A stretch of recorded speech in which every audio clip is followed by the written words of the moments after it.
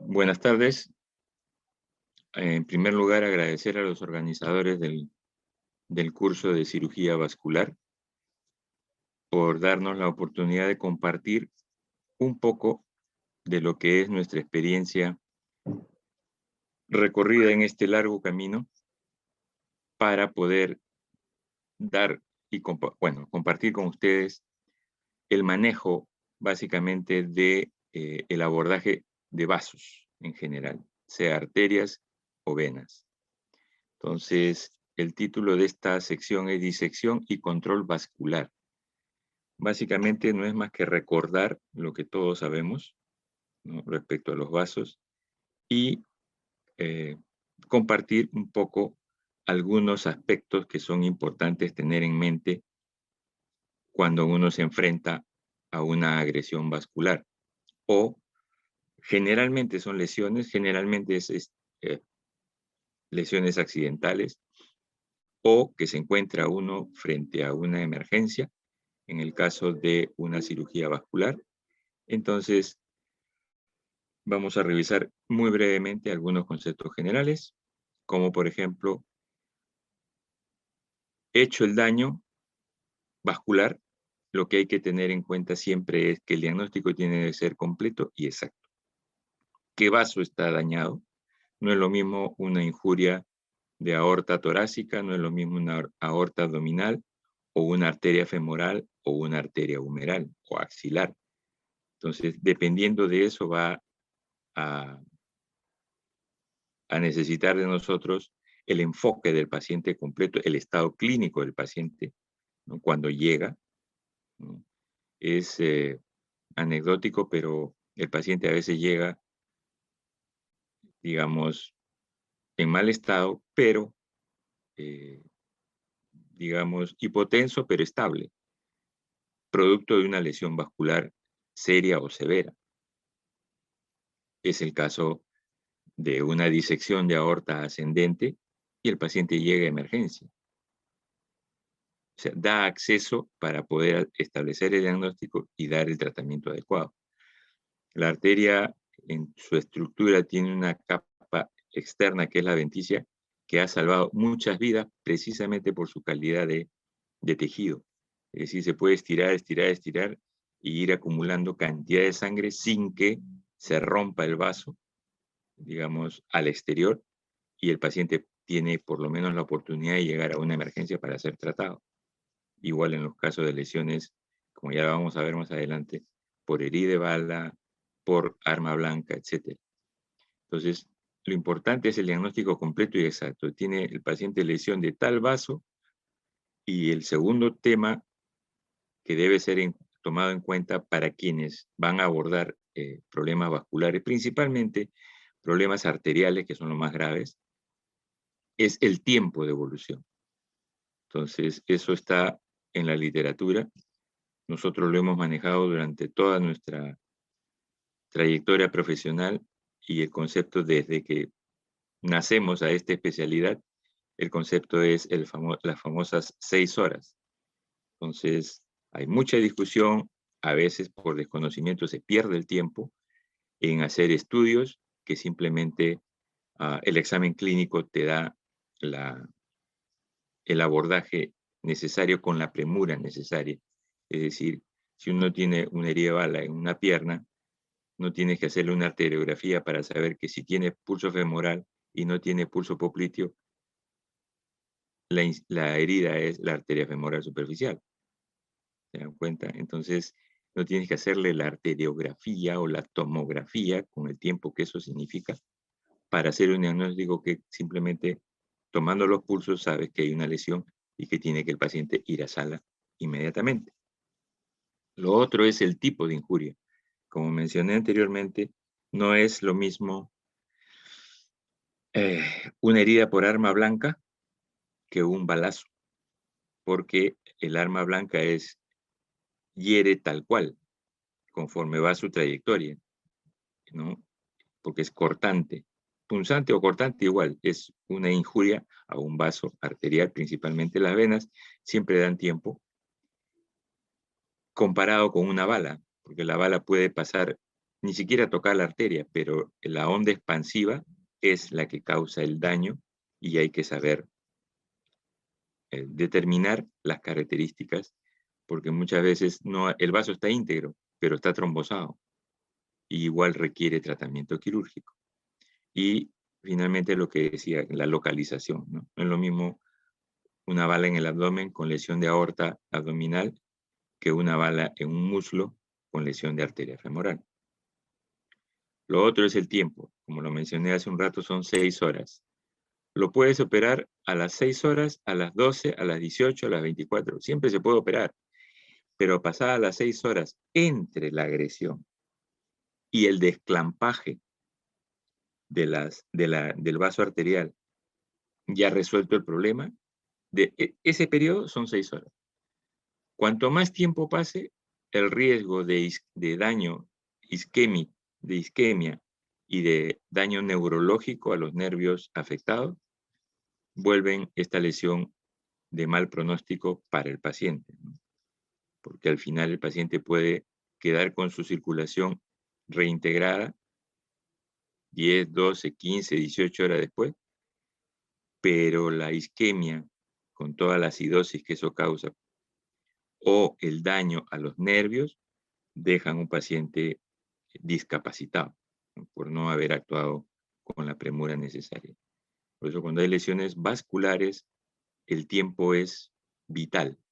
Y 6 horas no es un número mágico, es un número que la experiencia ha llevado con tantos casos, sobre todo en los casos de guerra, que es donde se llegó a establecer básicamente que ese es el tiempo en que uno tiene para poder reintegrar al 100% el miembro o la circulación del afectado. El otro concepto que deben tener siempre claro en cualquier lesión vascular, arteria, vena, lo que sea, y independientemente de la localización, es que una vez que uno aborda un vaso, el que sea, tiene que tener control proximal y distal a la injuria. La disección tiene que ser extensa, el cirujano, vascular o cirujano general, con formación para cirugía vascular, porque esto no es tema de especialidades ni de especialistas, es tema del que sabe hacer las cosas. Entonces, el control proximal y distal a la lesión es importantísimo, ¿ok? Lo otro es el control, obviamente, si tienes controlado proximal y distal a la injuria, vas a tener controlado el sangrado de esa lesión. A veces llega la arteria seccionada y no sangra porque tiene un trombo en el extremo, ¿no? Entonces, pero debes disecarla completamente y tener controlado ese vaso porque en el momento que se retire ese trombo, empieza el sangrado nuevamente. Entonces, no puede haber sorpresas. Todo tiene que estar bajo control. Lo otro es cómo lo vas a reparar. Y ya sabemos, lo que hacemos cirugía vascular, que el material ideal es el polipropilene o prolene, que es básicamente lo que usamos. Específicamente, estamos entre profesionales, usamos material ético porque mundialmente es lo mejor que hay en suturas vasculares, ¿no? Con doble aguja, dependiendo 5 ceros, 6 ceros, 7 ceros. Entonces, de todo eso va a depender. Y contar con el instrumental adecuado, que muchas veces no es posible. Por eso hay recursos para tener el control en un país como este, sobre todo, en que Lima es Lima, pero en el resto del país muchas veces estas lesiones no son adecuadamente tratadas o se les deja sin tratar porque no tengo el material, lo cual es cuestión de recursos, de experiencia, porque materiales, o sea, siempre se puede resolver el problema. Y finalmente lo otro es injerto o no, y esto va a depender de la extensión de la lesión. Usualmente las arterias tienen una constitución elástica, pero tienen un límite, no se puede estirar. Pero en la disección, los cirujanos deben tener en cuenta que hay un tejido que rodea a la arteria y a la vena, y que adecuadamente disecados de esos tejidos que la circundan, el tejido cede y se aproxima. Es posible aproximar los tejidos prelesión y poslesión para buscar de resolver el problema directamente. A veces la lesión es extensa y no hay forma. En ese caso se tiene que recurrir a el primer injerto que tenemos todos, que es una vena. La vena safena es la que nos ha salvado de muchos apuros, porque no todos tenemos un injerto a la mano, menos fuera de Lima. Entonces, la vena safena es el primer injerto que tenemos a la mano para resolver, tanto para reemplazar o bypassear la lesión cuando la lesión es muy extensa, tanto en términos terminolaterales, como hablamos en cirugía vascular, o términos terminales, es decir, un empate frente a frente de los vasos. A esto me refería, ¿no? Es decir, en cirugía vascular las anastomosis pueden ser término terminal, como están viendo en esta imagen a la izquierda, o término lateral, como es en este caso. Entonces, hay lateral también. No es vaso lado a lado, pero si estamos hablando de cirugía vascular, lateral básicamente se hace en los casos de fístulas arteriovenosas, ¿no? Para fabricar fístulas arteriovenosas, se hace dependiendo de la anatomía y las circunstancias, con anastomosis lateral. Pero en los casos de trauma, usualmente es término terminal, si es que el tejido lo permite, o término lateral, dependiendo de la estructura o si hay que poner un injerto. Como lo ven, en la parte de arriba tenemos una vena que ha sido reparada, ¿no? Aquí un injerto de Gore-Tex, ¿no? Porque la lesión era, digamos, extensa y los tejidos no dan. Los tejidos no dan en función de la edad del paciente. Los niños tienen una elasticidad increíble que se va perdiendo con la edad. Entonces, una herida, en este caso probablemente ha sido de bala, porque ha originado la necesidad de usar un injerto. En un paciente mayor o mucho mayor, los tejidos no tienen la elasticidad, por lo tanto, por más disecado ambos extremos, proximal y distal, va a requerir un injerto, ¿no? En anastomosis término terminal en ambos extremos. Y finalmente, en la parte inferior, un injerto mucho más extenso, como es el caso de un reemplazo de aorta abdominal, ¿no? Aorto biilíaco. A esto me refería con los recursos.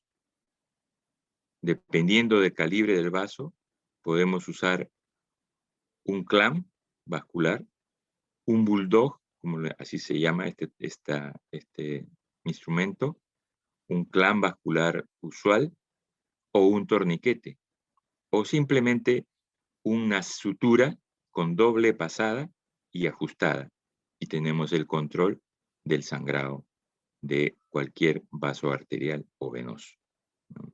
Y eso permite dejar el vaso en condiciones de resolver el daño que haya sido perpetrado. Esto para tener en cuenta que los vasos pequeños, dependiendo del calibre, la localización, básicamente en cirugía vascular, y es bueno mencionarlo en este instante, tenemos límites, es decir, el cirujano vascular o el cirujano general puede abordar vasos hasta la muñeca, digamos, las muñecas y los tobillos, porque más allá entra en el ámbito del microcirugía, del microcirujano o del cirujano plástico que hace microcirugía, porque los vasos son muy pequeños, ¿no? Y una vez más hay que recalcar que mucho va a depender del tipo de daño. He mencionado arma blanca, he mencionado proyectil de arma de fuego por la onda expansiva que dan, y hay también el trauma, ¿no? Por compresión, en cuyo caso el daño puede ser muchísimo más extenso porque hay, digamos, fraccionamiento de tejidos, ¿no? Le cae una pared encima, un muro, y el daño es mucho más extenso. Entonces, cuando se aborda los vasos y se busca, pueden tener un borde como el que ven, ¿no? Muy irregular. Entonces, lo que se busca es que el tejido esté sano, tal cual, liso y sin daño, sobre todo la íntima, porque es la fuente de las trombosis. Entonces, el otro detalle es con vasos de mediano calibre, es decir, vasos de miembros, tanto superiores como inferiores, lo que se busca es anastomosar en bisel, porque a la hora de hacer la sutura y uno ajusta, lo que puede producir es una estenosis, ¿no?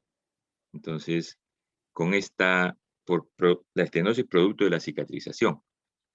Con esta técnica o con este recurso técnico, lo que se busca es romper esa línea de fuerza y evitar la anastomosis, la estenosis en la anastomosis que se ha hecho. Entonces, con ese biselado, lo que se busca es dar una mayor superficie para anastomosar los vasos. O simplemente se puede hacer la sutura directa, dependiendo. Esto, por ejemplo, puede ser laceración producto de un arma blanca, en el cual los bordes están lisos, ¿no? Y se puede reparar el vaso directamente, dependiendo del calibre del vaso, ¿no? Usualmente. Entonces, estos son aspectos a tener en cuenta. Un recurso, sobre todo en niños, se ha siempre sustentado en que el niño va a crecer, el vaso va a crecer, y entonces las suturas continuas pueden originar una estenosis o una limitación al crecimiento de ese vaso. Y entonces se recomienda realizar la pared posterior del vaso con sutura continua y la parte anterior con puntos interrumpidos. Alarga un poco la cirugía, pero muchas veces es necesario. O hacer dos tramos, es decir, una sutura, la pared posterior continua, ¿no? Y otra sutura, la pared anterior, igualmente continua. Lo ideal es hacer sutura interrumpida, en niños sobre todo. Estamos hablando de niños, yo diría, menores de 5 años, por la potencialidad que tienen para crecer. ¿Ok? Este es una término terminal, ¿no? Dependiendo del calibre, la edad y el vaso, es lo ideal, ¿no? Hacer sutura continua. En este caso es un injerto de Gore-Tex con un vaso arterial. Otro detalle es la secuencia o el orden en la sutura. A nosotros, desde que tenía el pelo negro, nos enseñaron que en la arteria, dentro fuera, y en cualquier otra estructura, fuera adentro. Es decir, cualquier otra estructura es una vena, es un injerto, ya sea de Gortes, de Dacron, de lo que sea, de manera que la arteria siempre se debe abordar de dentro hacia afuera, ¿okay? Porque puede ocurrir esto. Es decir, si tú no tienes en tu cerebro el esquema grabado en piedra que nunca se va a borrar, que a la arteria se le aborda desde dentro hacia afuera, puedes tú solo causar el daño de la trombosis, porque en el acceso desde fuera hacia adentro lo que puede ocurrir, por eso es la recomendación, que se desprenda una placa de ateroma. La arteriosclerosis no es una enfermedad de viejos, empieza desde que naces. Eso está demostrado. Entonces, hay neonatos que ya tienen placas ateromatosas. Si han tenido la oportunidad de asistir a autopsias, llama la atención que cómo es posible que un neonato tenga, las tiene. Entonces, la arteriosclerosis empieza desde que naces. Y entonces, con la edad, se van formando placas. Y si tú no tienes el cuidado de tratar a la arteria desde dentro hacia afuera, con la aguja, dentro, fuera, y el resto de vasos fuera adentro, puede ocurrir esto. Es decir, vas desprendiendo la placa que se puede romper y dependiendo del flujo, el sentido del flujo, lo que va a hacer es disecar esa placa, disecar esa capa. Entonces tu anastomosis está bien hecha, pero el paciente tiene trombosis arterial. Entonces es un detalle que hay que tener en cuenta. Siempre las arterias dentro fuera y los injertos fuera adentro. ¿Okay? Aquí para resumir los distintos tipos de lesiones vasculares que se dan. Es decir, una punción arterial, los catéteres venosos centrales, que puede ser en este caso una punción en un solo lado que origine el sangrado o de un lado al otro que origine el sangrado. Es posible que ocurra. O una herida, una laceración lateral, ¿no? O una sección completa del vaso, o una laceración roma o irregular, una disección, es decir, se desprende, como lo acabo de decir, la placa de ateroma, se desprende la íntima y la sangre empieza a invadir la capa media o hasta la adventicia, que es el gran límite. Contusiones que originan trombosis, ¿no? Una pared, como dije, que les cae encima. Una laceración extensa, una disección con trombosis, todas estas variedades pueden ocurrir. Y en el caso de la punción, simplemente una sutura. Usualmente, dependiendo de la extensión de la laceración, utilizamos over-over, que es prácticamente un punto cruzado, de manera que cierra la laceración, el hoyo, en todo caso, o sutura continua, como ven en esta lesión en el lado derecho. Para este tipo de lesión, sutura continua porque no hay ningún problema, no está toda la periferia, toda la circunferencia del vaso, sino solo una parte.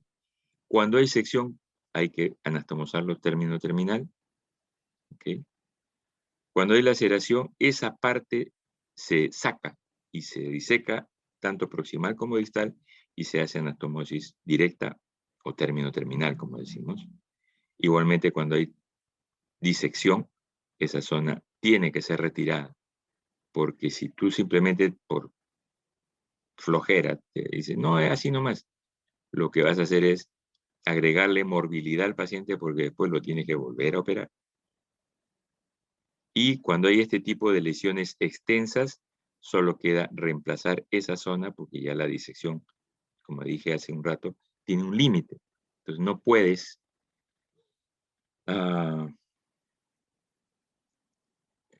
disecar extensamente porque no va a dar. O sea, el tejido, el vaso se estira, pero no es eterno, no es un chicle. Tiene un límite. Y ese segmento tiene que ser reemplazado por un injerto. Usualmente preferimos vena dependiendo del calibre del vaso.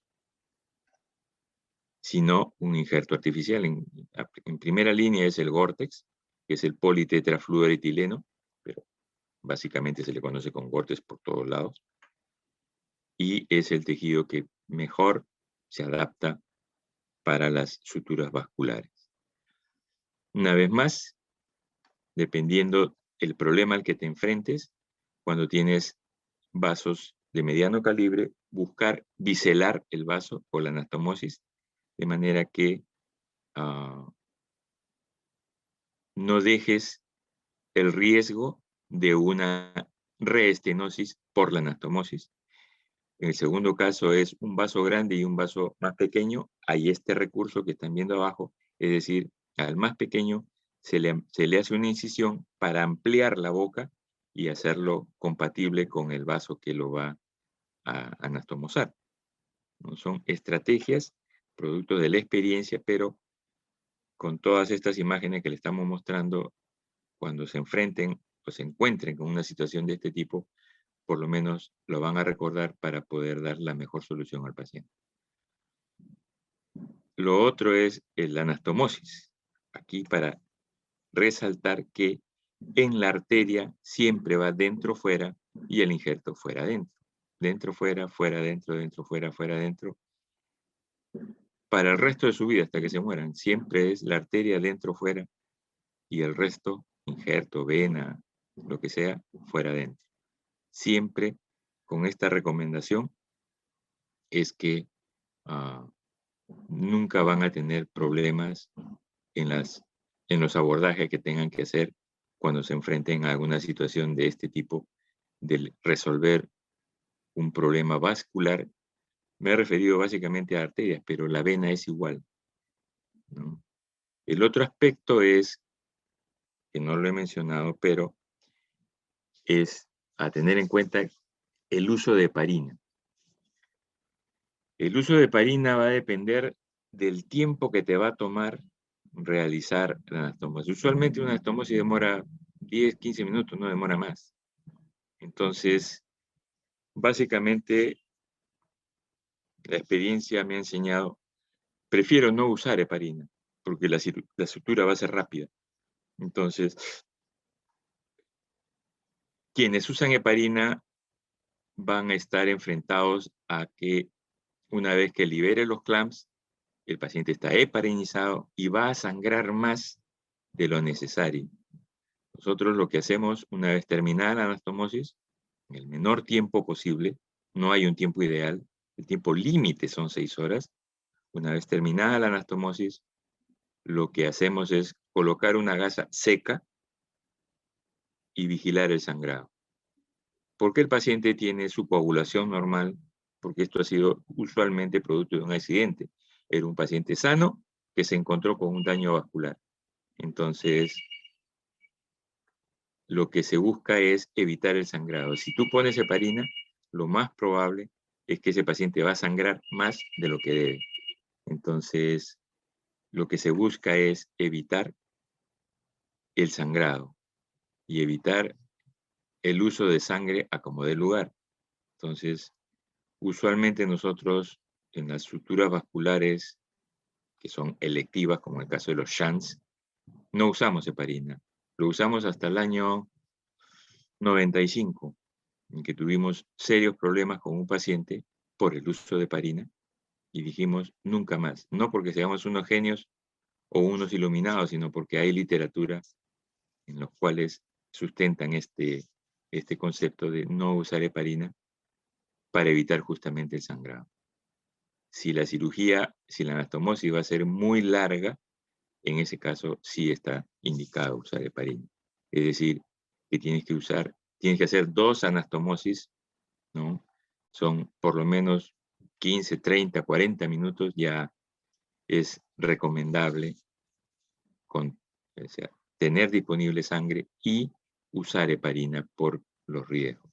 Usualmente en cirugía vascular, tanto usualmente periférica, que es a lo que nos enfrentamos, no es necesario usar heparina cuando estás seguro que tu cirugía, tu anastomosis no va a demorar más de 20 minutos, ¿no?